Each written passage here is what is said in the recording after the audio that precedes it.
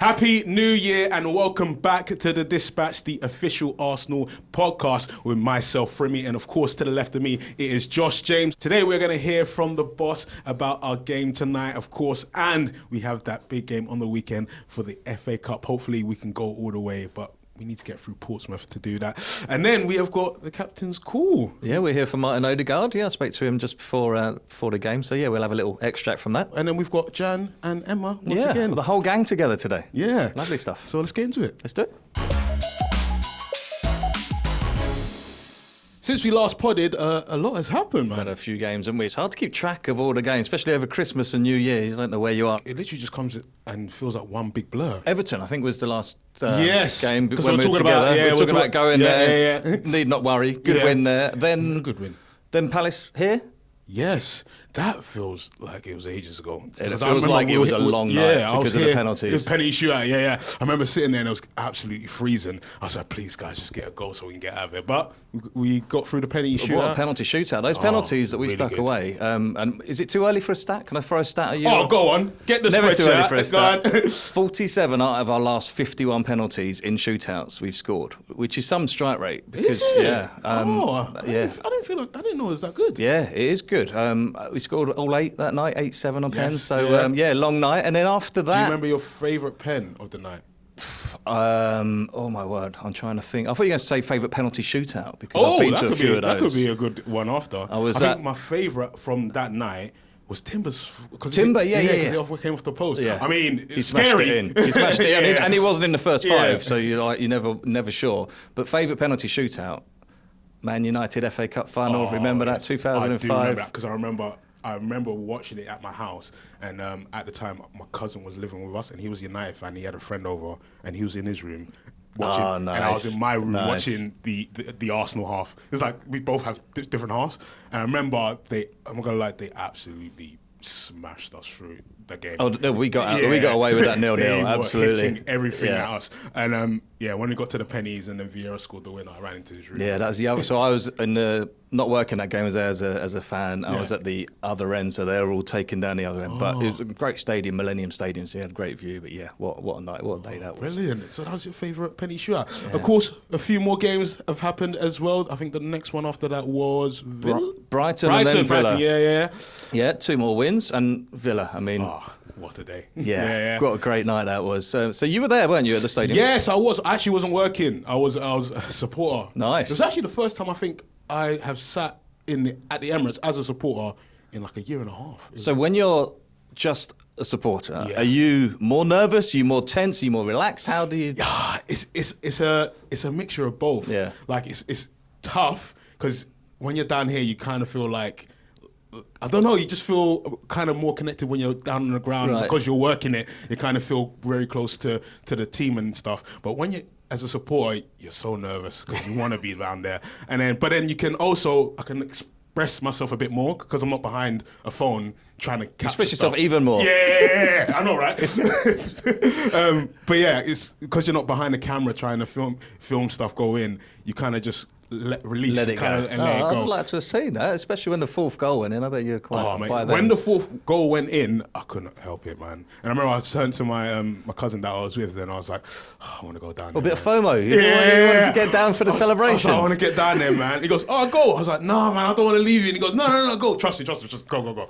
Seeing them all happy and, congratulating each other and all that stuff, it was great to see. And Big Gabby actually came over to me, because normally I do tunnel camp. Standing outside the dressing room. Yeah. So I normally do that, but obviously it's my day off. But he was like, he's never a day off. You're still down there. He's like, go down the tunnel. I want to film something. Go down. And I was like, okay. Listen, I'm not working today, but trust me, someone will be down there. He was good. And he ran off. But yeah, it was such a good day, man. Big score line as well. Yeah. And a win that we really, really needed. Yeah, because we'd had a few of those close ones, so that wasn't actually one of the more nervous games, was it? I mean, it was disappointing the way we conceded the goal at the end, and you think, if you come away from that 4-1 thinking, I wish we'd had a clean sheet, then we're absolutely flying. To be fair, I was nervous before we scored, because first half obviously was close. They beat us at their ground, and then you know when we're here we're going to do the business, but it's just getting the first goal and then ploughing on from there, which absolutely loved. Yeah, good way to end the year. And then went into the new year and we beat Bournemouth. Yeah, I was down on the south coast. Talk about cold. That was a very cold one. Yeah, I like going down to Bournemouth. I've never been, you know. You've never been to the stadium? It's very small. Yeah, I've very heard, small yeah, stadium.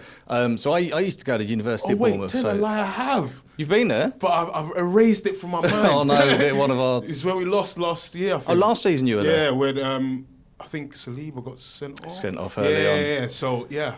I actually erased that from my mind. Yeah. Been there. Yeah, it's small. It was good to get a good memory there this year because yeah. I think a few of the players were thinking about that game definitely from last year. So I think it was good to put things right, get a win. I mean, not holding on at the end. It was 3-2, a little bit closer than we'd like, but actually managed the game pretty well. Deck getting a brace. What a performance. I heard it's his first brace. Obviously...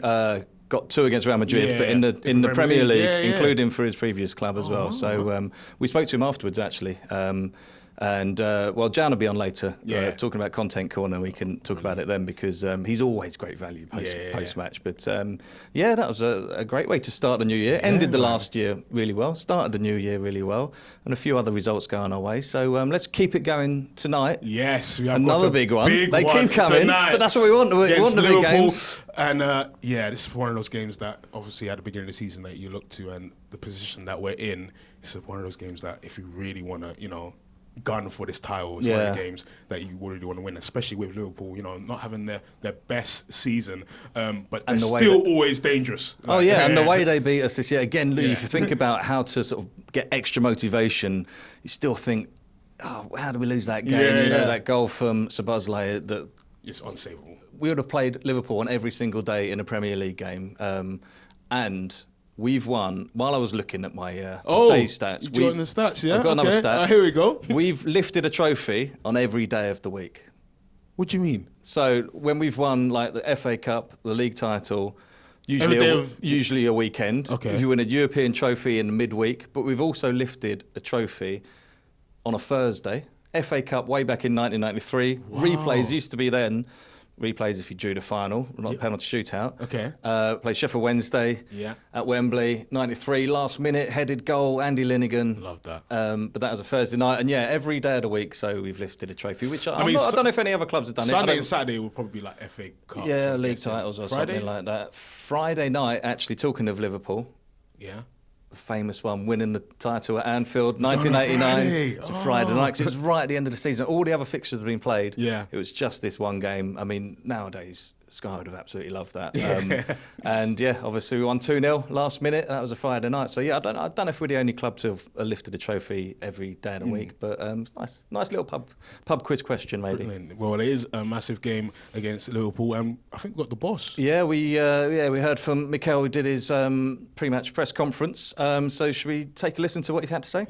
Leandro Trossard was voted Player of the Month for December recently. What's kind of been behind his fantastic form lately? Well, first of all, I think his level of understanding and consistency. He's got ability, but the level of consistency he's showing this season in particular, I think has been exceptional. I think he's really clicking with the team in every aspect of the game, and is a player that provides something different to what we have. And you've spoken about the role that supporters will play tomorrow. What's that actually like when you've got such a huge crowd right behind you? Can you remember from your playing days what it actually feels like? There's nothing like it. I mean, you become a different player. Your emotional status is better, your energy level is better, your confidence is better. They thrive you to get actions with a lot of aggression, with a lot of determination, and that lifts the whole team. So that's what we have to provide tomorrow.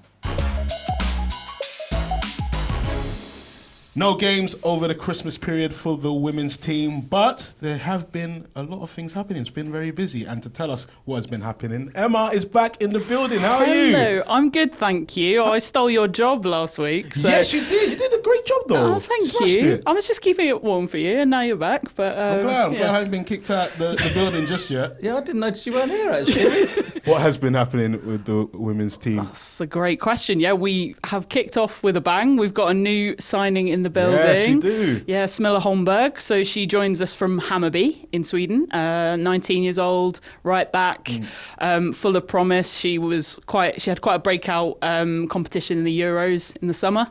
It's great to have a new face in the building. So obviously you did an interview with her as well. How did that go? What's she like? Yeah, so well. Like, she knows the English game pretty well already. I kind of asked her how she was, like, excited about the challenge of a new league. And obviously the Swedish league runs a different calendar, which is quite interesting. They're like January to November, I think. And then it's a whole brand new thing for the WSL. But she was like, it's a physical league. It's an exciting league. And yeah, she was bang up for the challenge, I think. Have you been around her since she's joined? Who's like she taken to straight away? I'm not sure if you have been around her. So yeah, she's been in the building. So the women's team returned on the 2nd of January. So everyone's back from their lovely restful Christmas break. So yeah, I saw the great content that's been going out earlier this week, and obviously you sat down with Smilla as well. So what did she have to say for herself? Yeah, straight off the bat, she was like, it's been a dream of hers to play for Arsenal. So we've got a fan in the building, which is always nice. And obviously it's a brand new league for her. So she had a lot to say about the WSL, how it's like a physical league, a fast league. So she's excited for the challenge there. So... I feel like the Swedish women's game has got a lot of heritage anyway, hasn't it? It's always been a strong nation. Absolutely. Sort of quite traditionally, and we've got a bit of history, haven't we, with the Swedish players. Yes. And we have a long line of Swedish players. We also beat a Swedish team the first time we won the Champions League. That's right, yeah. Umeå? I never know how you pronounce that, but yeah. So another Swede in the building will be nice. Well, let's take a listen to what she had to say, shall we? When Arsenal, we had our first conversation, I felt like the belief and the ambitions, that we can build something together. And I want to see how far I can go, and I think Arsenal is the best place to be in. And my dream has always been to play in Arsenal, so it's fantastic. You mentioned that you grew up watching Arsenal and it's been a dream of you to play for the club. What was it about the club that drew you to them, and are there any particular players that really stood out to you when you were growing up? I think it's just something special with Arsenal. The fans, the environment to develop here as a player, and I think it's a familiar place to be in, and it's something special, and it's hard to put into words, but Arsenal is something really special. Nice words from Smilla. We have got a game against Manchester United this weekend. Could we be seeing her? Yeah, we might see her in action. We've got United back at the Emirates. I think we've already sold 35,000 tickets, so there's still space for a ticket if you want one on Saturday, 12:30 kickoff. It's going to be a big game. They're just behind us in the table, so we're third, they're fourth, and it's the start of quite a heavy run of games. We've got City, we've got Chelsea, we've got FA Cups, League Cups, so it's going to be a big block. It's when it gets serious, isn't it? Second half of the season now, the break's done, so time to dial in and get the wins. Absolutely. Yeah, man, and like you said, there are tickets still going, so come down, support the women, and hopefully we get a big 3 points. Yeah. Anything else coming up? And what's the next few weeks looking like for you? Yeah, it's going to be busy on the pitch, but we've got a couple of exciting exclusives. I think you want to keep your eyes on. Yeah. Nothing I can say. Okay, but not I'd yet. keep your eye out. Yeah. When you can say it, can you come back and tell us about it? Yeah, absolutely. Love that. Brilliant. Who has been absolutely smashing it? Martin Odegaard. Since he's come back, he's been absolutely great, and I think you've got a little chat with him. Yeah, if you're at the game tonight, make sure you pick up a programme, because captain's notes, as usual, Martin Odegaard giving his thoughts. As you say, he's been in great form, getting assists, back on the score sheet as well, wasn't he? So, I spoke to him actually about Big Gabby. Yeah. Very uncharacteristic mistake for the goal. I mean, just haven't seen that for so long from him. But elite mentality what would 5 minutes later just lashing in that goal. He said redemption. Yeah. But because when it happened, actually, turned to a press officer next to me and said, he'll score the winner today. That's what he does. Yeah. But you think maybe in the last minute, just 5 minutes later, he goes, there you go. Done it. Chalk that off. And I asked Martin Odegaard about it, because in the post-match with Mikel Arteta, he said, it's not very many people who can do that. It's a real sort of trait of an elite athlete, that mentality. Very early on in William Saliba's career, he scored that own goal, didn't he, against Leicester? Yes. But he just manages to put it behind them, and it's a very we see their physical attributes, we see their skill, but their mental attributes as well, so important. It's good that you mentioned the Saliba own goal, because I remember when he did score the own goal, it was the first time in a long time the supporters got behind him straight away, and that's what we wanted. That's when that's when I just saw the turning. Okay, we're all in this together. Absolutely, because the supporters were so keen to see him play. Because we had him for so long. It's like, give this guy a chance. Give this guy a chance. He gets in the team, can see what he can do, and one mistake can happen to anyone. And you're right, there was right behind him. I think it was before his chant that we were talking about. But it was just, you could feel the energy and the love for him, and he's not looked back since, has he? So. But you said you chat to our captain Martin Odegaard. Should we have a little listen? Let's take a listen. The manager mentioned it in his post-match interview that to be able to put a mistake like that behind you and to score, it was only 5 minutes later and he'd already made up for his error. That sort of sums up his character, doesn't it? Yeah, he does. I think that's him. He's so competitive. He always wants to win and he always wants to do his best every single time, for the team. And he's done that so many times. And mistakes are part of the game. And for him and the guys at the back, the goalkeepers, when they make a mistake, it's normally a bit more visible. So all credit to him, just bounce back, get his goal and put in a strong performance and help the team to win. It's brilliant. That's how you have to react, and he did it, so fair play to him.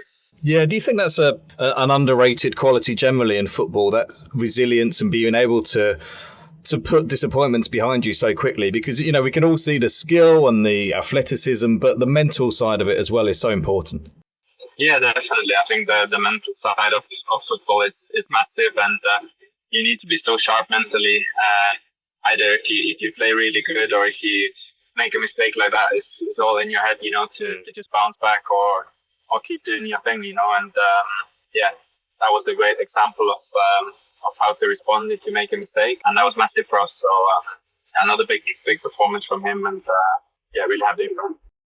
So that was the usual phone call I have with the skipper in the lead up to the game. So as I say, make sure if you are there tonight, which you are, yes, I'm to see the whole, to read the whole notes. It'd be in the matchday program tonight.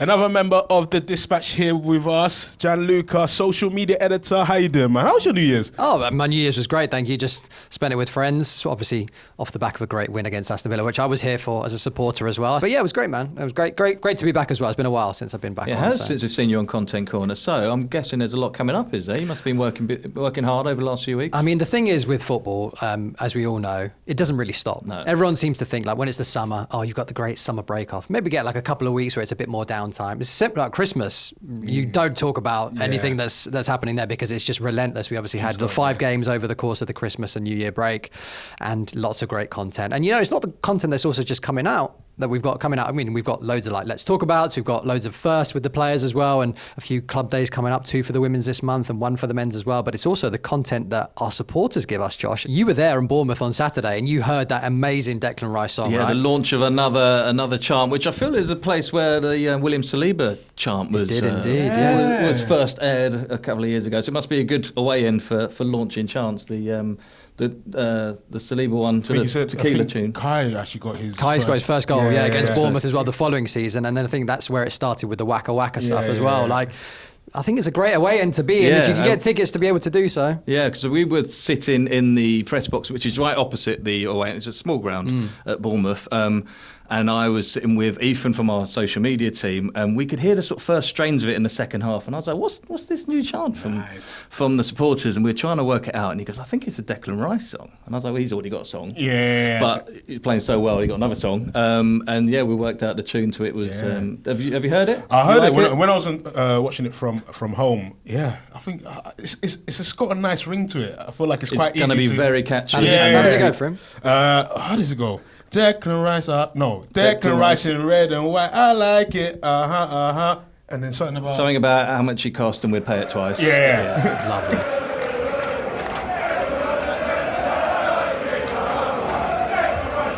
Yeah, it works nicely. As you say, it's one that can be repeated and repeated. Like the Saliba one, though, because remember when the first time the Saliba chant came out, it went on forever. The whole of the second half. They're the best ones. I don't know if it'll still be sung after Christmas, but there's a Zubi song, wasn't there, which was... to last Christmas, wasn't it? Yeah, I think when we were in Bruges, that was... I think we have to carry that one. That was a great song. That was good. And Piero's got a new song as well. That's been doing the rounds quite a bit here in M5. They're all getting an airing at the weekend. So hopefully we hear them tonight. And you spoke to Deck as well after the game about his song, didn't you? Because obviously you get to do the post-match interview with him. Yeah, so obviously he scored 2 goals as well, so he's player of the match, and we're like, great, we'll speak to him post-match. And then Elliot, another guy from our social media team, was down there to record the social media footage when he's getting the player of the match award, and he said, I'll ask him about his song. And he was the same, he was like, I could hear it, I couldn't really make it out, because I thought it was a Christmas song at first. It's like, it's New Year, it's past that. He goes, but yeah, I loved it. And it's, you can see the buzz when a player gets a song. I remember when Big Gabby first heard his song. Yeah. He loves it as well. Absolutely loves it. Yeah, but great bit of content, I thought, that with Declan post-match. I think post-match is probably the most important thing, because as we know, Frim is our tunnel cam guy. He's always there, tunnel cam TM. We're going to call you now, trademarking that for you. Oh, I might have to take that. Put on the shirt. And we've got we've got our social media team as well, the guys that I work with and girls as well. Like we get these opportunities after the game to have an extra moment with the players, a real natural indication for us to be able to, just get their thoughts straight after the game. You hand over the player of the match trophy, like you say, and then get a couple of words. It's supplementary interviews, like an extra exclusive, and it's a good way for them to actually show their natural ability, show their talent, and be able to come across really well for the supporters as well, because I think the supporters will resonate with that content a bit more. It was one of our best performing pieces of content of the weekend as well. Yeah, exactly. And it means something to them when they get that award. I mean, Declan's got a few now, hasn't he? Yeah. Champions League as well. They do the sort of star one, don't they, for the He got both of them against Real Madrid last season in the quarterfinals. That's not bad, is it? Not bad. Listen, it's standard, man. And Big Gabby likes to get against Tottenham, the man of the match. He had them all lined up, didn't he? Yes, I remember when he done that. Oh, yeah. Well, we've got what we're talking about from post-match at the weekend. Yeah, let's have a look and see what the post-match stuff that we did. Yeah, let's have a look. Dec, congratulations, player of the match. Thank you. First Premier League brace as well. How do you feel? Yeah, incredible. First brace in the Premier League. Really, really happy to score 2 and help the team out today to a big 3 points. So yeah, really happy with that. Big win and a new song as well. What did you hear that while you were playing? I did hear the fans were singing it in full voice. I really, really appreciate it. When they spend all their hard-earned money to come watch us, and with a new year as well and a win. So big thank you to them, and yeah, let's keep pushing. We really, really appreciate it.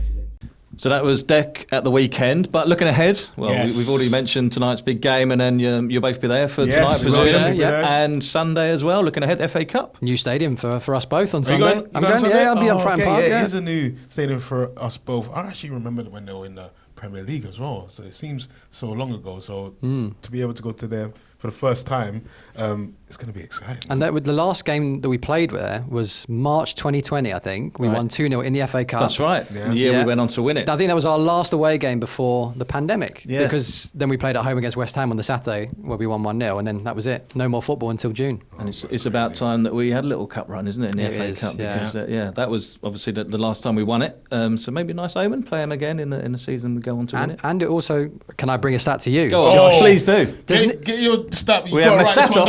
It's stat for stat. It starts a run where we're going to be the first team to play in 4 different competitions away from home. I saw that. Yeah, this is a big couple of weeks. Yeah, four away games, 4 different competitions, 10 days. Yeah, we've got obviously the FA Cup. Yeah. We've got League Cup, Carabao Cup away at Chelsea. Then we're away in the Forest. League. Then away in the Champions League into the San Siro. Where else to do a big game? Your 4th game away from home. The San Siro, a cauldron of football. Do you know what it reminded? It was I think it was about 2011. You'll know the dates. You're good on the dates. We played Leyton Orient away in the FA Cup. We did, yeah. Drew 1-1, and then the next away game was in the Bernabeu. No, sorry, in the Nou Camp against Barcelona. Yes. So I think we went from playing in front of 8,000 to 85,000, which is crazy. And then we did it with Sutton away. I think that was like 6,000. Yes. And that was also played at Wembley that same week. So you've gone from. So this is what we're going to be doing next week. You're going to be going from Fratton Park, and then you got San Siro, and you've got Stamford Bridge in there as well. Which is sort of the beauty of all those competitions. And the beauty of our job, that we get to go and see those stadiums. Not many people have the chance to be able to go there all the time, so it's a real privilege to be able to do it. Absolutely love it. What do you prefer working at? The small stadiums where you can get around easy, or the big, impressive stadiums? I mean, there's the big ones that you want to tick off, but also I went to Port Vale for the first time at the start of this season. Like, when am I ever going to go to Port Vale away unless I'm lucky to get a ticket? Honestly, when Port Vale came, I was like, I have to go, because it's the only time that you're going to go to like a small stadium and like see to your tick team. Off the stadium. Yeah, man. And Port Vale was very different. It was very different. But I enjoyed it. Yeah. Do you know how many stadiums you've been to? Did you keep count? No, you know. Tally. There's this weird app that everyone has, but I haven't been able. There's so many of them that do it. Yeah, You need to get on it. It's You need too to get many. on it. Well, go on, James. I think in the last, so I've been working here 3 years this month, and I think I've been to 50 grounds. Yeah, and Portsmouth will be my 51st in the last 3 years. There's a. Do you know yours? You must be crazy. You're in the hundreds. I'm for on sure. 95. So 95. But I'm not. You know what? I prefer to work at a stadium that I know than tick off a new one. I do like the new stadiums as well, but I think I'd rather go to a nice stadium 10 times. But there's plenty of supporters that are up there in their done droves. everyone in the league. Yeah. Men's, I'm lucky women's enough academy, everything. They go to all the games. So a lot of mine will be pre-season tour when we go away. Yeah, So same with me, yeah. But yeah, in England probably not as many as like most supporters, definitely. Most of the games I've been to is because I've been working it, and listen, that's probably That's the beauty of it. But yeah, that's run fair starts. play. There'll be a lot of supporters going to all 4 of those away games. Yeah. So fair play. And, Absolutely. Good thing for them. Well, we'll listen. We'll hear back from your travels. Yes. Next week, both of you. So 2 big games. Let's hope for 2 more wins, shall we? 2 Let's big hope for wins, it. hopefully. Well, that's it for today's episode of The Dispatch, and it's been an absolute great one. Thanks to Jan and Emma. Have you got any New Year resolutions? My New Year's resolutions. Yeah, you know what? I just want Arsenal to win something. Does that count as a resolution? Yeah, listen, I'll take it. That's going to be We're all mine in as it. well. We're all here for the same thing. But I yeah, love that's that. what 2026 is going to be, hopefully. Brilliant. Well, me and Josh are going to be at the Emirates tonight, so if you see us, please say hi. hello. Yeah, say hello. Guys, Buy us a Bovril. Yeah. Oh, listen, I might have to stay off the Bovril. Yeah. I've had You've too overdone many, it over mate. Christmas with the Oh, Bovrils. mate, my stomach is doing a lot of things right now. I need to chill on it, but still a great drink. I absolutely love it. You can have one on match day. I love that. Right, guys, that is it for today's pod. If you are not subscribed, make sure you subscribe to wherever you get your podcast. And these are being filmed. You can probably see us right now. Yeah, it's being filmed. So. Yeah, I hope so too. Is the camera on? Yeah, the red light's on, so we're doing okay. If you do want to see this visually, make sure you head over to arsenal.com or the official Arsenal YouTube, and hopefully you'll get all the great things that are there. So once again, Happy New Year, and we shall see you next week. See you next time.